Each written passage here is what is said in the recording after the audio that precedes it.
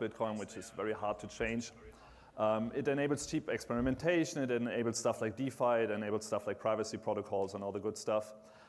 However, the state of the art of Bitcoin bridges is like it's essentially multi-sig bridges. So it's just a trusted party, and trust me, bro, is not really the security model that we all like. We have a bit better bridges, but they are like over-collateralized bridges, so they don't scale very well.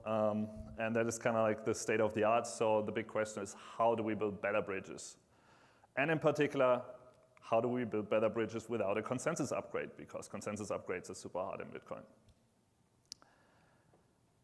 And of course, as we all know, we love snarks because they enable efficient bridges. We've seen that in Ethereum and so on. Snarks are the way to go. However, how do we verify a snark in Bitcoin? That's the big question. It's very challenging because in Bitcoin script, we have a lot of constraints. First of all, we don't have any loops. We don't have state. We only have very basic opcodes. Like we can check signatures. We can check like hashes. We can do a little bit of arithmetic. We can do like 30-bit addition. We can do subtraction and stuff like that. We have a little bit of flow control, like we have if statements and so on. And we can do stack operations. Like we can duplicate elements. We can like pick elements from the stack and so on. But that's essentially it. The rest is a lot of disabled opcodes. We used to have multiplication. We used to have division and so on. But one day, Satoshi figured out that there is a little bug in opcat, like string concatenation. Then he fixed the bug now. We're talking about bugs. It's the perfect time. I don't know what's wrong. My computer is on. There we go. He figured out there's a little bug in opcat, and then he fixed the bug. But he also got super paranoid, and then he deactivated pretty much half of all the opcodes, and in particular all the good opcodes like multiplication, string concatenation, and all the stuff that would easily enable stuff like snarks and so on. But yeah, it was just a bad day, so he deactivated everything. And now we're stuck with that. So implementing a snark verifier is impossible. Very sad. That's it. I'm sorry.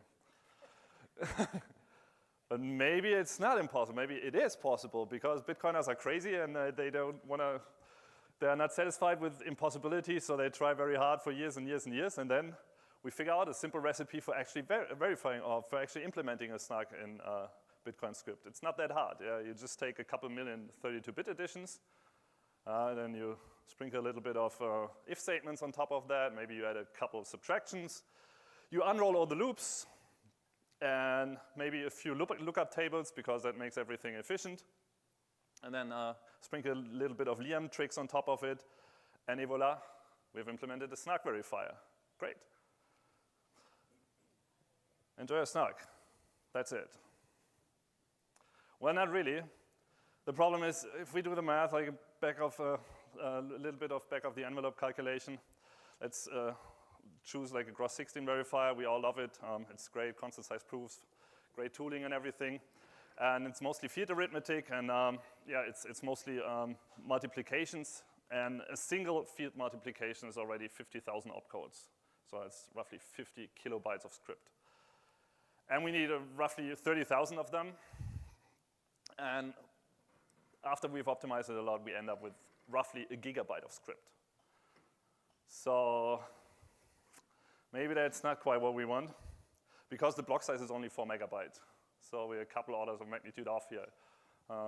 It's quite an issue. Very sad, so maybe it is impossible to have a snark verifier on Bitcoin. Or maybe not. Maybe is there a way to fit 1 gigabyte of script into a 4 megabyte block?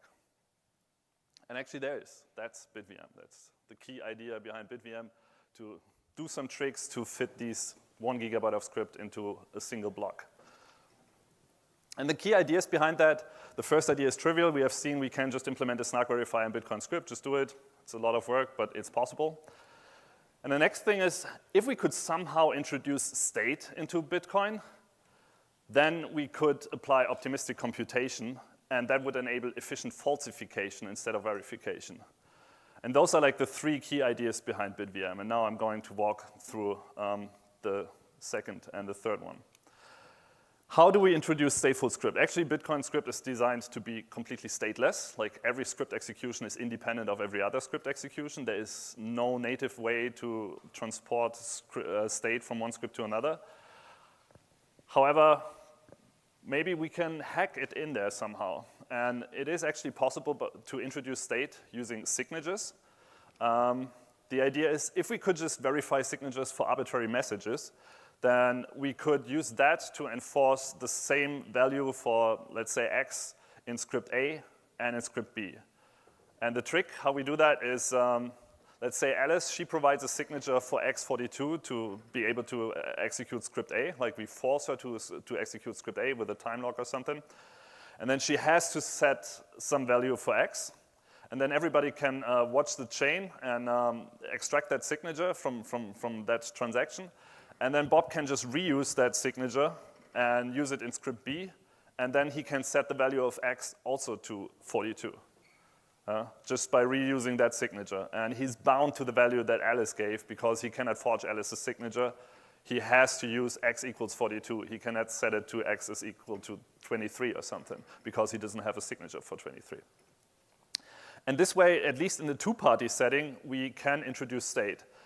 It's just write once, read many. Yeah? Of course, you cannot overwrite it because you would have to provide a second signature, and then everybody can use the first signature. Then it becomes arbitrary. But you can at least write once, and then you can read it as many times as you want. So we have found a way to hack state into Bitcoin script. However, not really. How do we verify signatures? We do have signature verification, but the message is always given by the engine. It's always the transaction hash. We cannot verify signatures for arbitrary messages with the opcodes given in Bitcoin script. That is unfortunately impossible. And there is a thing called check sig from stack, but it's not activated. Like we have talked about it for 10 years, but 10 years is like nothing. It's not a time frame in Bitcoin. So it's not activated yet. So too bad, this doesn't work as it is. So we need some hack to work around that again. And it's actually possible. We can use Lamport signatures. I think it's one of the first signature scheme that has ever been invented. It's conceptually very simple. It requires only hash functions. It doesn't need any complicated like group operations or something. And it is possible in Bitcoin today because it's just so simple. And it has a huge drawback because these signatures are incredibly large. Like for a 20-byte message, you roughly need 4 kilobytes of script. But 4 kilobytes is less than 4 megabytes, so it is feasible. It's good enough. And here's a simple script, how it would look like for a 1-bit message. So to unlock this script, you would provide a pre-image. Either, does that work? Yeah. Here you have hash 1 committed in the script, and here you have hash 0. And then you provide a pre-image either of hash 0 or of hash 1. And if you provide the pre-image of hash 1, then at the end you will have 1 on the stack. If you provide the pre-image for hash 0, you will have 0 on the stack in the end. And if you provide some random gibberish, then the script will fail. And this is for a 1-bit message, and we can just copy this n times, and then we have a signature for n-bit messages, or a signature verification for n-bit messages. So this works. Now we have seen we can implement a snark verifier. We can introduce state into Bitcoin. Now next thing is how do we use optimistic computation to glue it all together and actually verify a snark. Well, optimistic computation, what is that? Well, the key idea is don't verify, falsify. Yeah? I'm not actually verifying the snark. We just have a party that claims that this is a correct snark proof, and then everybody can check the snark proof off-chain, and if it's incorrect, then we can succinctly disprove them. And this kind of computation is only required in case of a dispute. So the person asserts to the correctness of the snark, they just say it is correct, and if it's correct, then nothing happens. Then everybody just agrees, and everybody's happy, and it's just like a regular Bitcoin transaction, actually. Only if that is incorrect, then we have to do fancy computation. And interestingly, disproving a faulty assertion is actually much easier than the verification. A simple example for that is Sudoku, for example. If I claim, hey, this is a correct solution for Sudoku, you just have to show me one column or one row that is incorrect, and that disproves the entire solution.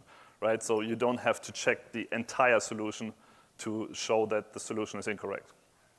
that kind of like gives an intuition that it's often much easier to disprove a faulty solution than to actually verify a correct solution.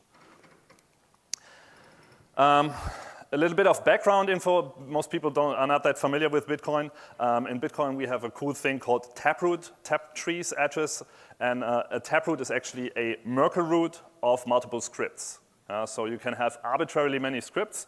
And we have bugs again. I don't know what it is. There we go. So in a single Bitcoin address, you can commit to essentially an arbitrary amount of scripts.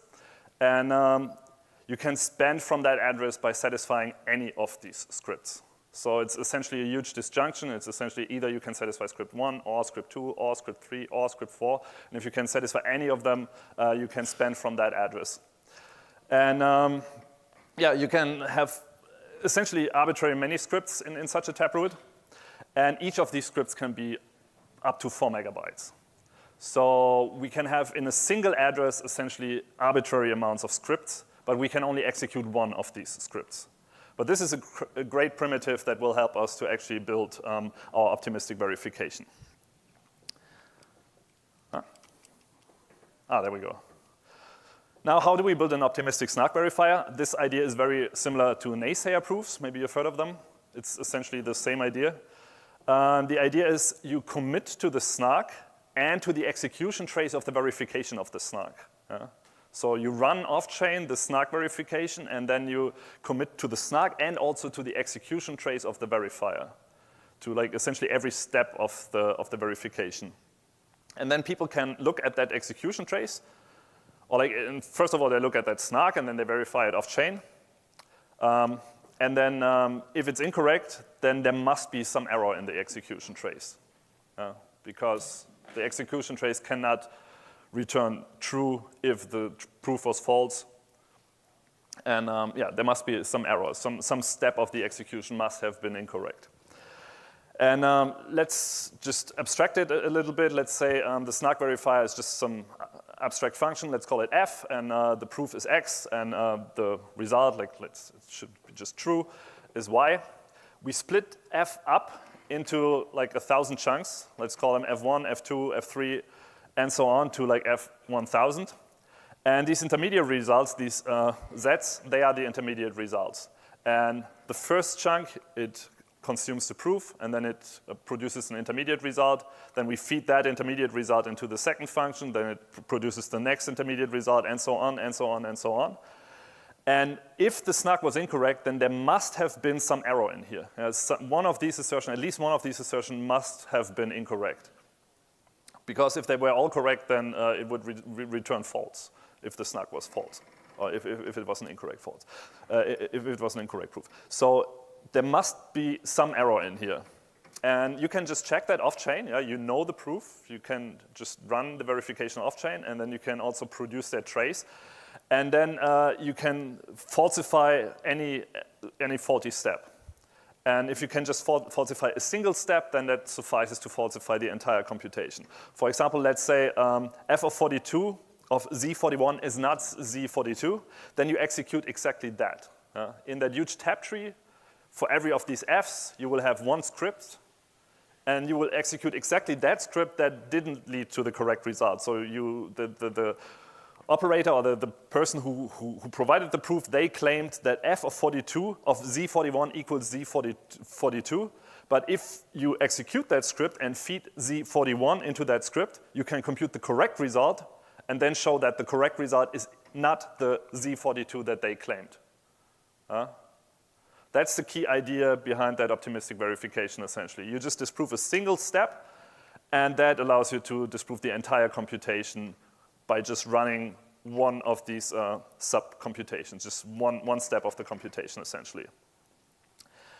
And yeah, each of these fi can be up to 4 megabytes, and since we have roughly, we can have up to 1,000 chunks, we have 4 gigabytes in total, and that is great. Now our snark verifier fits into a Bitcoin script.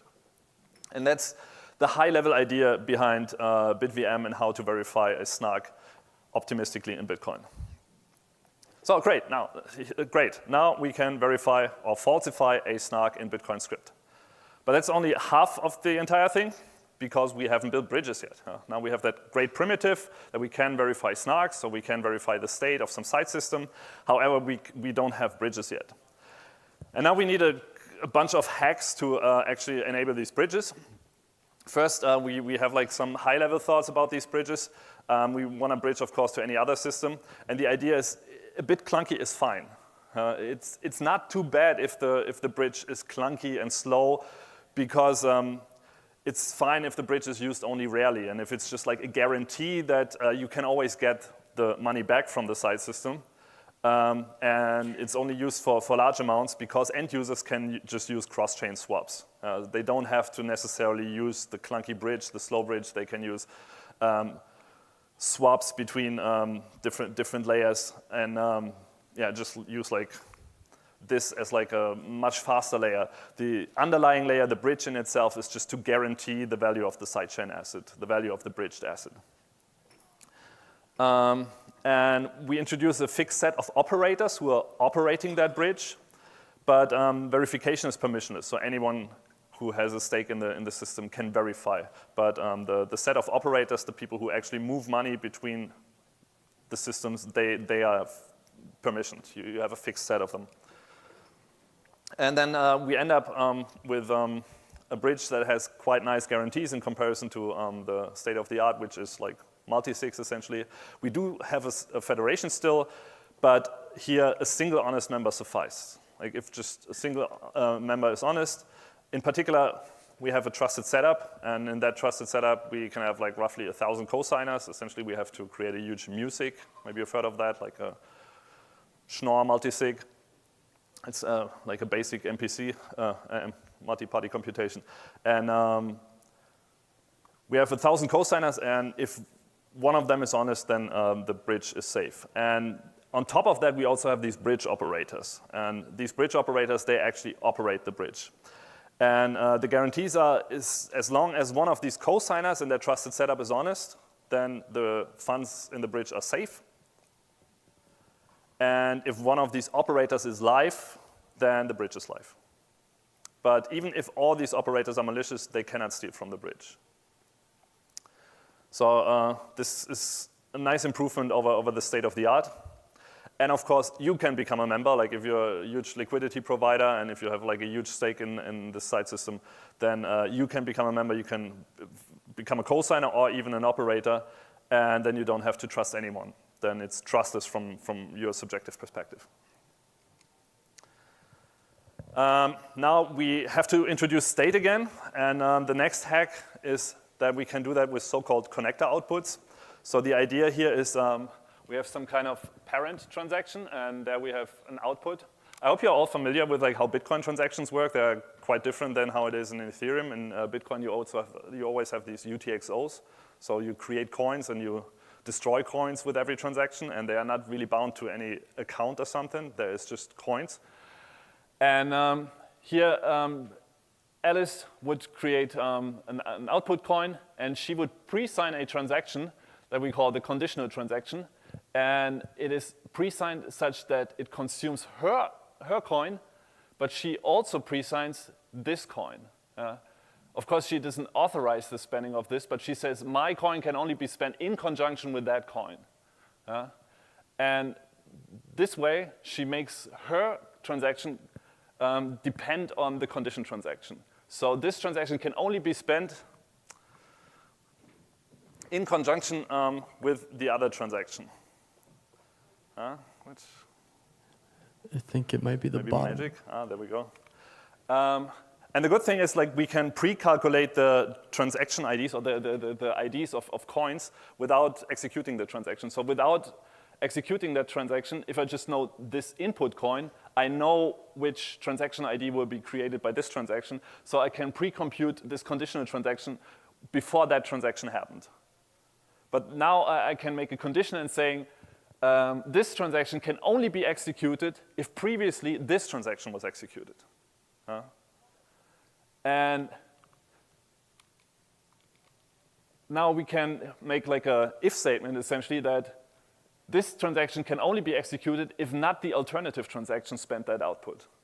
Because this transaction can only be spent in conjunction with that output, but if the alternative transaction previously spent this coin, then this transaction is unspendable. And that is like the basic idea how to introduce state into Bitcoin using UTXOs. So you make transaction depend on the existence of other UTXOs. And you essentially say, my transaction can only be spent if previously that other transaction was created. And that is a little bit abstract, but this is like the key idea. Oh yeah, this renders this transaction obsolete. But this is the key idea behind our bridge mechanism. How it works in practice is like we have Alice. She wants to peg in, let's say, 100 BTC, and she sends it to our committee. This is like the trusted setup, and she sends it to that N of N. And they pre-sign the peg-out transaction. Like right at peg-in, they pre-sign the peg-out transaction. But they make it dependent on two other inputs. So essentially saying the peg-out transaction can just be executed if you have these other inputs. What are these other inputs? Well, they are the outputs of the so-called kickoff transaction. So at the moment where the operator wants to perform the peg-out, they execute this kickoff transaction, and this output will be spendable in 2 weeks. So this is essentially the dispute period. So they have to wait 2 weeks until they can execute the peg-out transaction. And here's the connector, and it's essentially the game that they can execute that peg-out exactly if nothing happens to the connector output. If some other transaction spends that connector output, then the peg-out transaction will be invalidated, and this operator cannot take the money. So he cannot even touch the money at all. It will just stay in that output. And since we have that set up redundantly for every operator, and one of the operators is honest, one of the operators will eventually perform a valid peg-out. But this operator will be just kicked out, and he will never be able to execute the peg-out transaction. And how do we connect that to BitVM? Well, we have that slash transaction, and that slash transaction has essentially the inverse. The slash transaction is spendable. Here is the BitVM is like a black box, and if the watchtower wins against the operator, if the watchtower disproves the operator, then they win like an output that allows them to execute the slash transaction, which is pre-signed by the operator. So the operator essentially said, hey, you can have my connector output if you win the BitVM game against me. Does that make sense? Okay, cool. So this is the basic mechanism how we enable bridges on Bitcoin. The actual setup is way more complicated, unfortunately, but this is like the basic idea. Now, that all sounds too good to be true. What are the limitations? Well, first of all, it's extremely complex in comparison to what we can do on Ethereum or something. Like we are introducing all these hacks and piling them upon hacks, and it's quite complex. And also, we have to balance the incentives. Like the loser should always pay the winner's fee, and if somebody's lying and then you have to execute these 4 megabytes of script, then you should pay the other person to actually disprove you. For that to be possible, you have to put up a collateral in the beginning. Everybody. And, anyone who's watching the stream. 4 megabytes of block space is quite expensive, so you have to put up David a huge will be collateral on soon for people to be able to disprove you. But as long as incentives are balanced, then these fraud proofs are never needed to be executed. I think people from Optimism or Arbitrum or something, they told me that they have never had a dispute on mainnet. I think you told me that it's permissioned, but they told me it's not permissioned. So it makes sense that it works in practice, that people just don't try to cheat because it's just way too expensive. Yeah, but the other thing is the operator has to front the capital. Users can pay fees, so you can balance that again. Yeah, another limitation is that for every peg-in, you need this trusted setup. You actually need these co-signers to pre-sign these transactions. And that means also these co-signers can theoretically censor peg-ins, but nobody would lose money in that case. All right, the summary. BitVM does enable trust-reduced bridges. We get way better trust assumptions than multisigs. It doesn't require any soft fork. This is the main thing. We can do it right now. We can do it today. It is clunky, but it is practical. And yeah, the Outlook, we have completed the first implementation of this. We went through all the madness of actually implementing all that. And we actually did a test run on mainnet.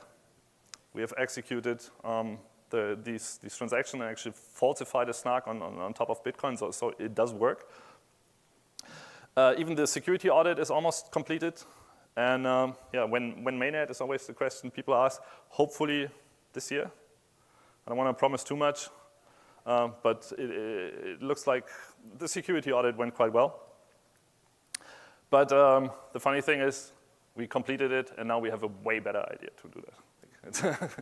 It's like 1,000 times more efficient, and actually everybody's super excited about moving on to like the next version, which is based on garbled circuits and actually verifying a snark in a garbled circuit, because that gives us efficiency improvement on the order of 1,000x roughly. And I think David will talk a little bit about that in the next talk. All right, that's it. That's how we build BitVM bridges.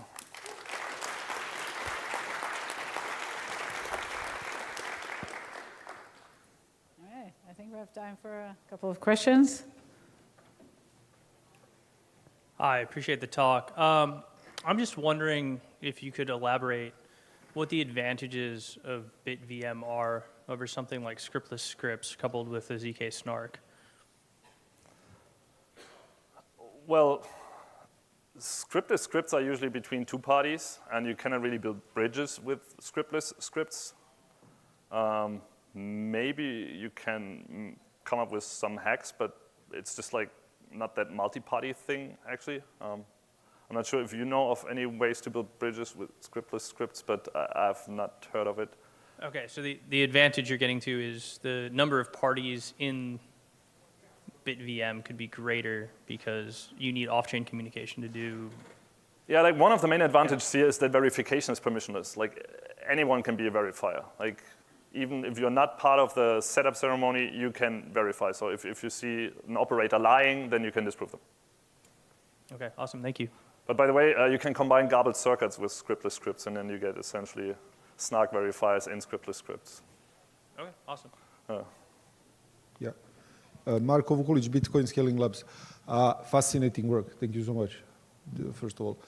Two questions. So one is related to licensing or whatever you're doing. So what's your intended license? It's all open source. Go to github.com/bitvm/bitvm. Excellent. So the next question is how many, what's the systems perspective? If you take systems perspective, how often can we do this realistically, right? Even with BitVM, give me an answer for BitVM and maybe for BitVM 3 from top of back of the envelope. How often will we be able to do this bridging realistically?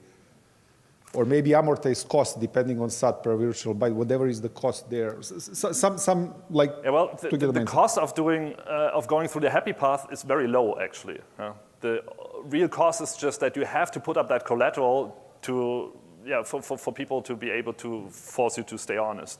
So it's just about putting up that collateral. But we have done lots of optimization that you just need a single collateral for arbitrarily many pagins. So you can have 1,000 deposits, and you just need a single collateral for that. In general, people are planning for high throughput indeed, like thousands of deposits and hundreds of peg-ins and peg-outs per week. Okay, thank you. Thank you for the talk, really interesting. My question is somewhat related. It's to do with how does it affect validator economics for Bitcoin? Is it high gas fees if a validator does it? And is there leakage if verifiers are being rewarded for activity that's being secured by Bitcoin but not directly valuing? By validators, you mean miners? Yeah. Yeah, I'm not sure if they will like it actually, because L2s can take money from the L1, so that is an issue indeed. Yeah, it's kind of they're the L2 can cannibalize its L1, and that is an issue indeed. And since the happy path is very cheap, there's hardly any reason, or the miners just don't make money from that. So that is a weakness indeed. Maybe I should add that to the limitation slide, that it's just not paying miners. There are other options like drive chains, for example, where the miners are actually the validators of the site system, so they get the fees, the transaction fees of the site system, so the incentives are a bit better aligned. But yeah, that's certainly a valid critique, I would say, yeah. Okay, thank you. I think we're going to defer further questions to the break. Okay. You want to do a really quick one? Yeah, it will Go be ahead. a really quick one because Okay. you mentioned that it's an optimistic way for verifying things, but you didn't talk anything about the availability things. Because if you want to prove something that it's wrong, you need to see full disclosure, full proof, and you pick exactly the part that it's wrong. So how it works in this perspective? You use these Lamport signatures to commit to the execution trace. You're assigning the entire execution trace. That's like a huge transaction, actually. It's like 4 megabytes of transaction. It's not just that 4 megabyte of script. It's also 4 megabytes of Lamport signatures where you commit to the execution trace of your SNARK verifier. And that allows everyone to check your computation. Okay. Yeah. Okay. All right. Thanks, Robin, again. Thank you And very he much. doesn't want to eat lunch, so find him during the lunch break. Ask your questions. Thank you.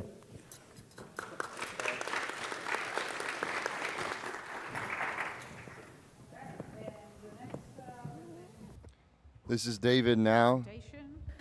Trustless Vault, and I get the feeling that it's a little bit more of bridging between Bitcoin and the rest of the world. Please, take it away. Thank you, Dalia. Thanks for the organizer for inviting me here. I'm really glad to be back. I actually started my career at Berkeley. Currently, I'm at Stanford. This talk is work done at the Babylon, with the Babylon team, so this is my hat today. Cool. So trustless Bitcoin Vault is a concept that I would like to introduce to the audience today. And the goal of trustless Bitcoin Vault is the following. So everything started with Bitcoin. This is back in 2009. Bitcoin started. Satoshi Nakamoto dream about Bitcoin is to build trustless systems. In particular, he was focused on the trustless payment systems. Now, once you have a first application, then of course people dream of other applications. Interestingly, these other applications essentially all happen elsewhere. And the reason is because we want new applications, then you need programmability, and these other platforms like Ethereum and other chains allow smart contract. And so this trustless spirit of Nakamoto continues in smart contract. As we know, smart contracts are trustless. However, they're happening elsewhere, not on Bitcoin. So this is our world today. Smart contract on the right-hand side, Bitcoin on the left-hand side. Smart contract keep on growing, more and more smart contracts. Bitcoin keep on growing in value. Today, 2.4 trillion. Actually, I don't know what the value is today, but roughly 2.4 trillion last time I checked. So very interesting world we are. And a natural question is, okay, these smart contracts, most of them need assets. Bitcoin is 2.4 trillion, almost 60–70% of the crypto asset. Right now, they cannot participate significantly in the smart contract economy. How do we enable that? And so that brings us to the topic that Robin talked about, bridges. So this is today, okay? Today, there are actually bridges, but these are very trusted bridge. WBTC and Coinbase BTC, okay? These are the two main bridges, and these bridges are completely trusted. You deposit money to, say, BitGo. BitGo mint a WBTC for you on Ethereum. Similarly for Coinbase, completely trusted. So several issues here. One is that this broke Nakamoto dream. Why? Nakamoto dream is trustlessness. But now we have this trusted intermediary in the middle. I don't know where he is, but I don't think he'll be happy with this picture. Okay.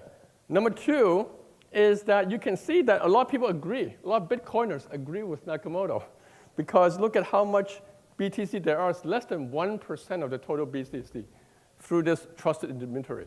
So the dream is to remove as much as we can this trusted intermediary so that Bitcoin can integrate with the smart contract world. That's the vision we're working for. And lots of work going on. In particular, Robin gave a very nice talk just now. And this effort that this paper talked about, which we all worked on with a lot of people together.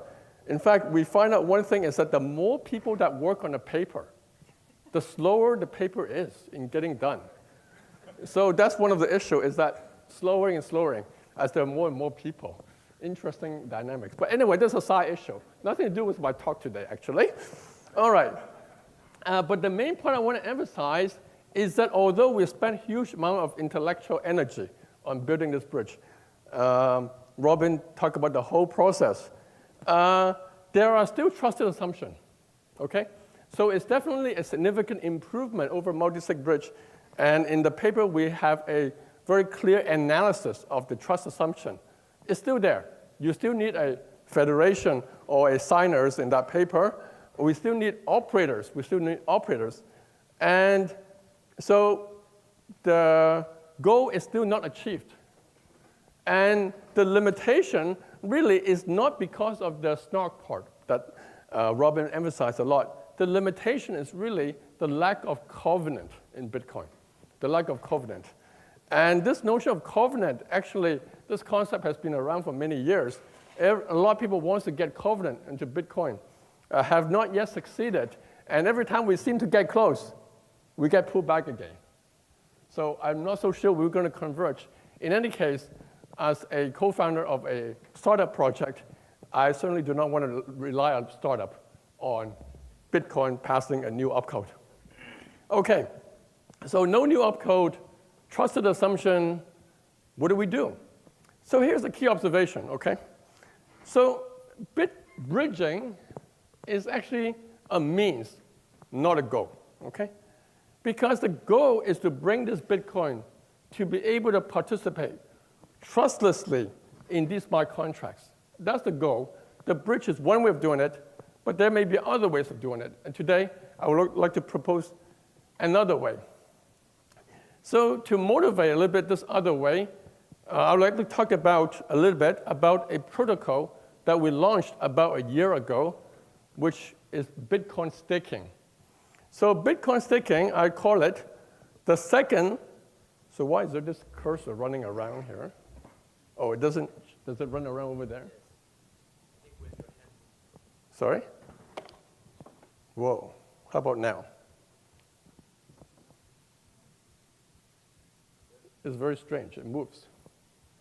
When I move this, it moves. OK, that's strange. So I don't move. Weird. But at least my screen doesn't black out. OK? All right. So this is a protocol that we launched about a year ago.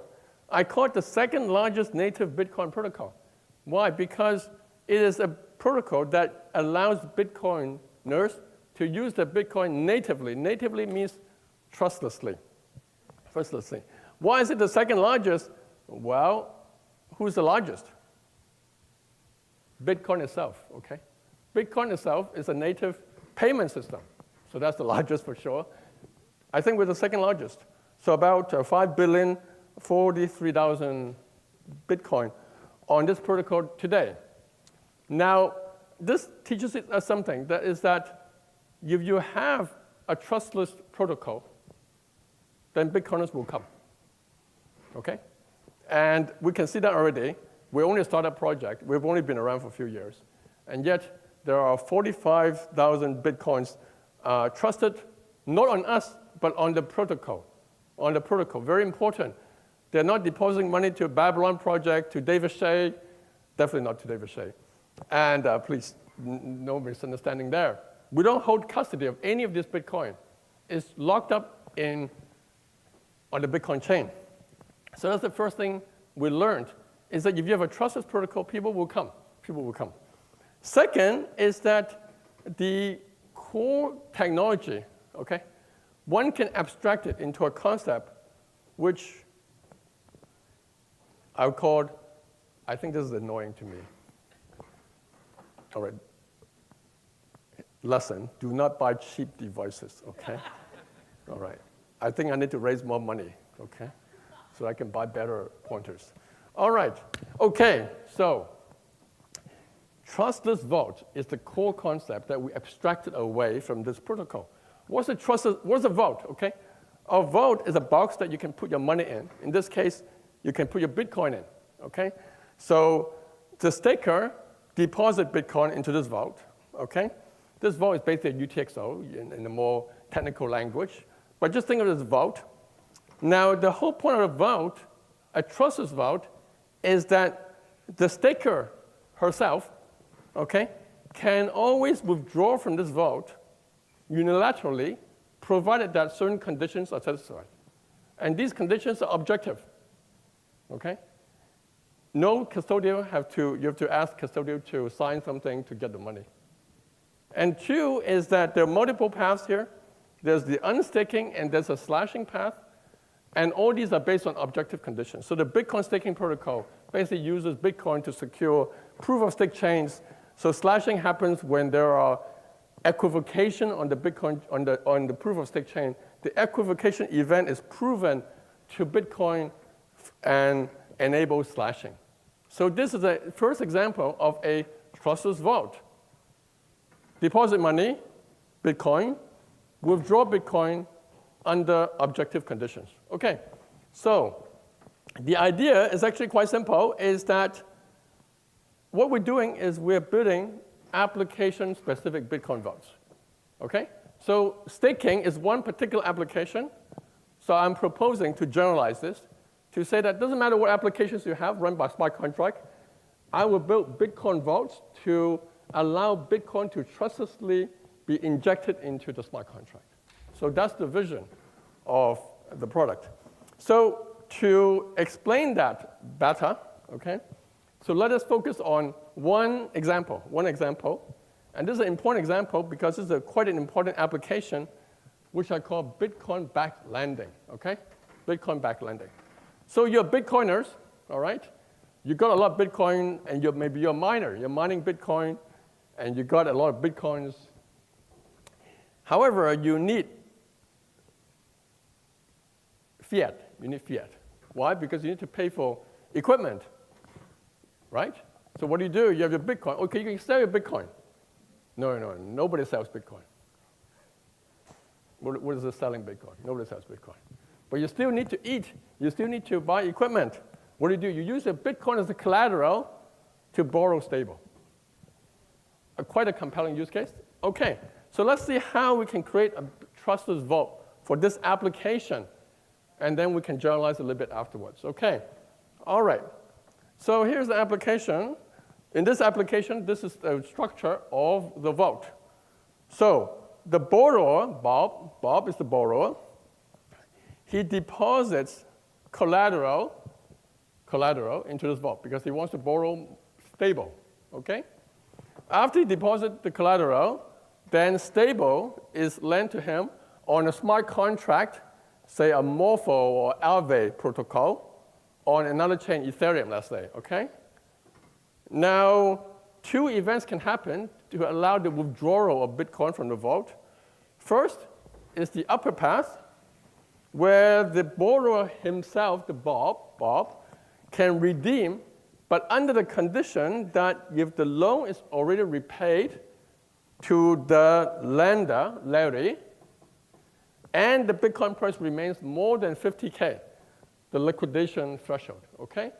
Or if the liquidation threshold is failed, less than 50K, then Larry, the lender, can liquidate, and now he can withdraw Bitcoin from this vault, okay? So that's the contract. That's the contract.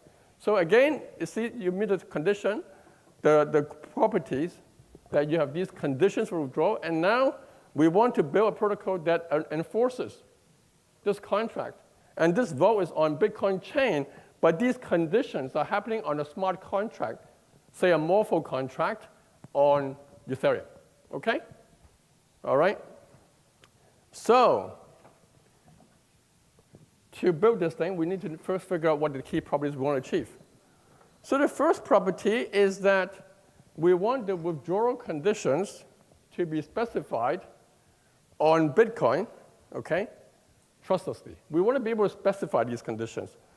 All right, number one. Number two is that these withdrawal conditions can be verified on Bitcoin trustlessly.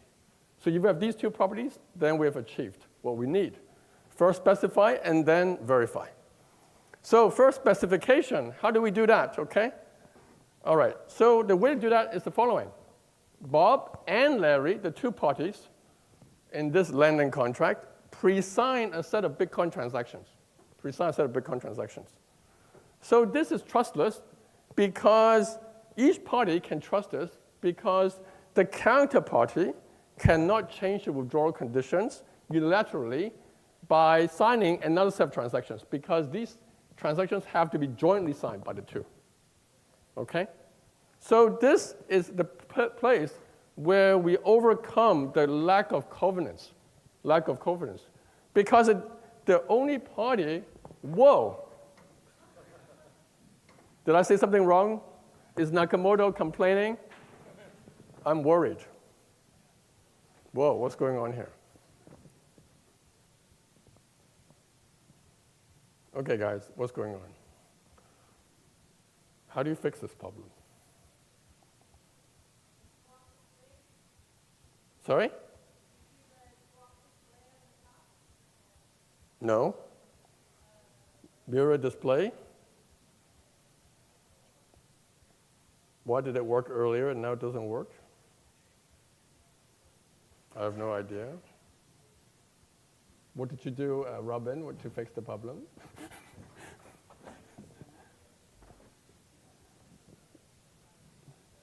I don't know these keys.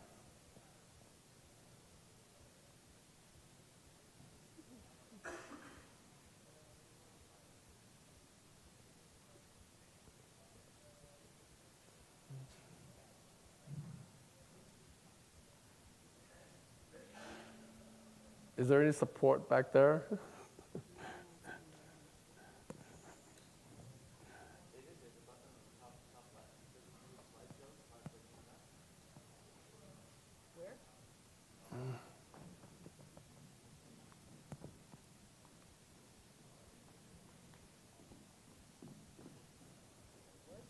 Oh yeah, it's working. Thank you. It takes a cryptographer to solve this problem. Thank you. All right, so that allows us to overcome the covenant problem because all the parties that are interested in this application is pre-signing on this contract, okay? All right, very good. Now, the second question, which is the verification problem,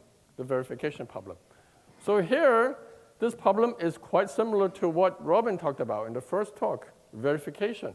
But here I'm going to take a bit of a different approach, and we'll see how the two approaches compare later on. So verification on Bitcoin is actually a problem that has been around for many years, okay? Even in the early days of applications like atomic swap or Lightning, okay? They all require verifying some off-chain, off the Bitcoin chain state in order to convince Bitcoin to do something. So this is not a new problem, okay? This is not a new problem. And actually, there's only one tool that has been used to solve this problem. And this tool is called hash time lock contract, HTLC. Almost all protocols that have been around in Bitcoin have been around basically this concept of HTLC. How does it work? Okay, so let's put it in our setting. All right, so basically what we want is the following. Bob make a claim, is that I want to get the Bitcoin, okay? Now, if Bob can reveal a secret, okay, that it can extract off-chain, then Bob claims, okay. If after a certain timeout, the secret is not extractable, claim fails, okay? So the key here is that because Bitcoin is so stupid, the only thing it can do, a very limited thing it can do, but at least it can use a secret to open a hash lock, okay? Because at Bitcoin, there's a hash function. It opens a hash lock, then it can spend the Bitcoin.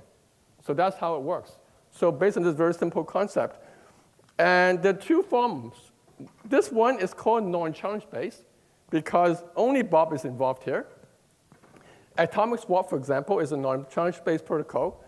There's another type of HTLC which is challenge-based, where Bob makes the claim, Larry, the challenger, extracts the secret, and if Larry succeeds in extracting the secret, then Bob's claim is stopped. Okay? So Lightning, or even Bitcoin staking that I talked about, all uses this concept. Okay? All right. So, okay, so good. We have HTLC, so we solved the problem. Why do we need to innovate? Okay. It turns out there are two issues with HTLC as current stand. Okay? One is that HTLC is basically designed on an application-by-application basis. Okay? For example, in the case of Bitcoin staking, we designed a very specific HTLC using this concept called extractable one-time signature, which allows a secret to be extracted when equivocation occurs. But this is a very special, very specific thing. And for different applications, you have to design a specific thing. So that's number one. Second is that in HTLC protocols like atomic swap, they depend on action of the counterparty.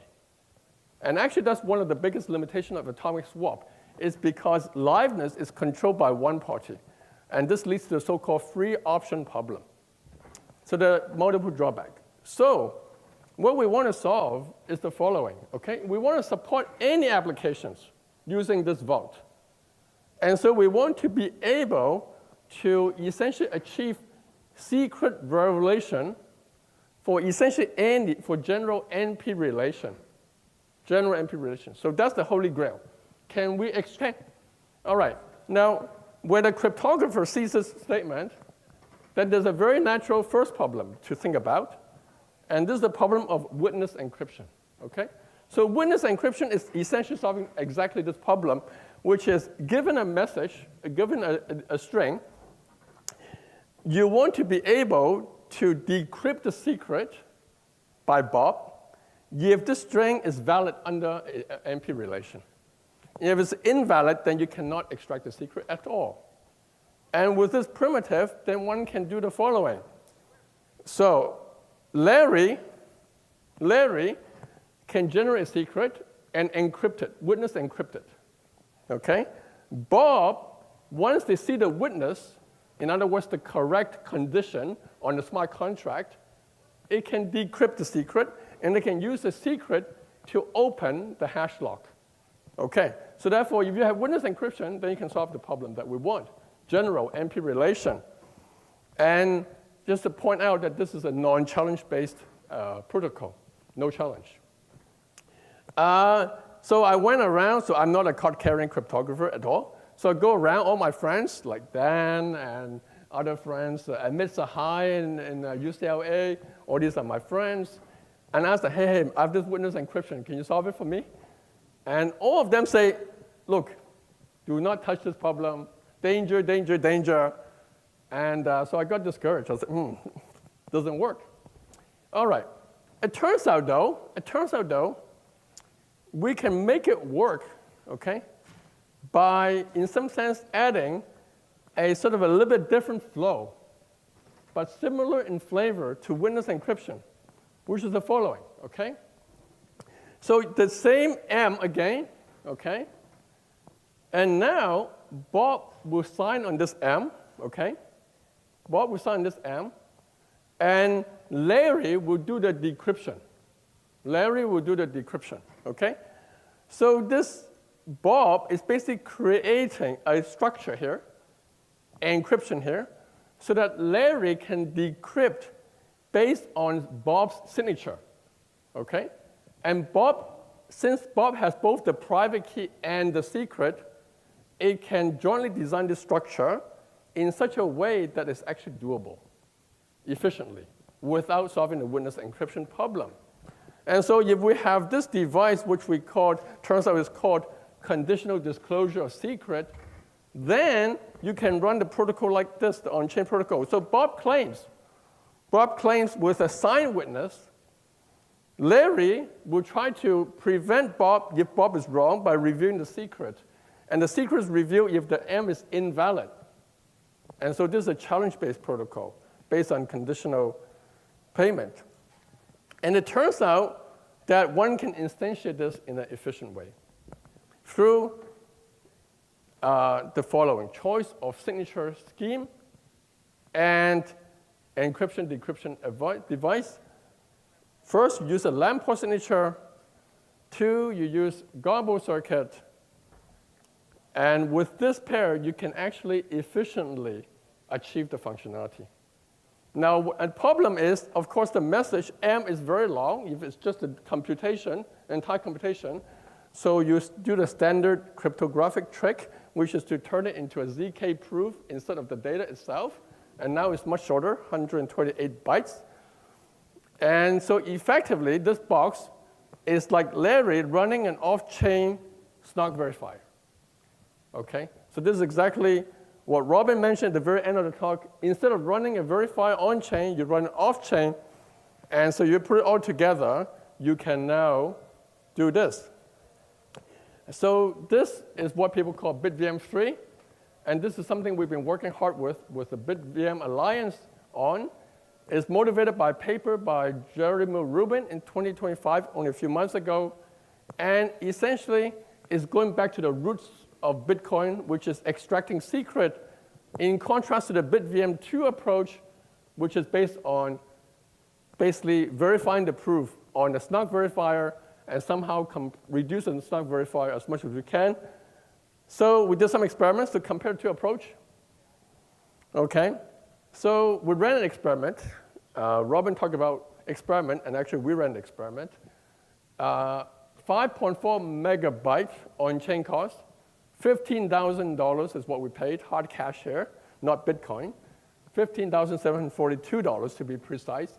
Every dollar counts here. In case my VC sponsors are here, we are spending the money in a good cause. It's experiment. BitVM3, the on-chain cost, we did experiment again to compare. Around $93, 170x improvement in cost. Nothing is free. Because we're doing Garbo circuit, now we have to have more off-chain costs because we need this Garbo circuit to be stored by the challenger, roughly 43 gigabytes, about 20 minutes of gobbling, but I think can be much, much optimized. This is initial results. I think it can go down to 2 minutes of gobbling, okay? Great. So you can use this vault and integrate with smart contract. I'm running out of time, so I won't go into details. You can look at the paper. And the vision is now to have a lot of connectivity between the Bitcoin and the smart contract. So that's the goal of where we're going here. And thank you very much for Robin, lots of discussion, Ophius, Lucas, Weiken, and particularly the BitVM Alliance, who actually implemented the SNOC verifier circuit, which we used in our experiment. And you can read our white paper, which we just put online like half an hour ago. You will see some more information, comparison to discrete log contract, which is another approach to a similar problem, but this is better. And we'll talk about more applications, Bitcoin backed stablecoin per Petro DEX, etc. Any applications that needs Bitcoin asset. Thank you.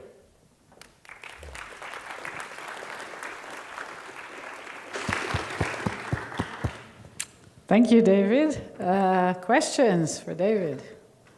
I know we're cutting into the lunch slot, but please come to the mic if you have questions.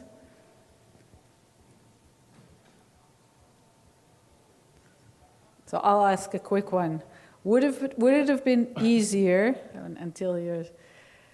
would it have been easier to program a HP reverse Polish notation calculator in the 1970s, or this? Well, the HP RPN calculator is what I used when I was a kid also. I guess we're showing our age here. Yeah. But actually, it's quite similar to the Bitcoin stack script language because it's also based on a stack-based approach, so it's similar. Totally, yes. Totally. And I did it fine. I was using fine, and I was using the calculator to impress my friend because there's no equal sign, and my friends will know how to do with it. So Bitcoin is a little bit like that. All right. So, Question here. yeah, I just want to ask a slide which you compared with the witness encryption, and then like conditional, like secret disclosure part that you compared with the, like basically the slide that like left side is about the witness encryption, which is Yes. like Okay. it's impractical, and the right side you use a LAMP port. Yeah. Yeah. So I want to claim that actually, if you want to extract secret, okay, for general NP relation, okay, then witness encryption is exactly the problem you want to solve. However, witness encryption is well known to have no efficient solution, no efficient implementation. So people are stuck. Sorry? Today. Maybe tomorrow, Dan will put a paper in archive or an e-print. But today is where we live, right? I'm here today. So, so what I'm trying to say is that there's a variation of that, which is challenge-based, okay? Where you kind of construct a witness encryption where the user is kind of known. Maybe you can call it designated prover witness encryption. Then somehow the problem becomes a lot easier. And so that's what BitVM essentially is leveraging of this observation, which took us, I think the whole community, quite a while to figure out. But on hindsight, that seems to be, so I'm imagining if I have 2020, then this could be a natural flow of logic to get to the scheme. And that's why I'm trying to present that picture. All right. Any other questions? Okay, well, thank you, David, again. Thank and you. We're off to lunch.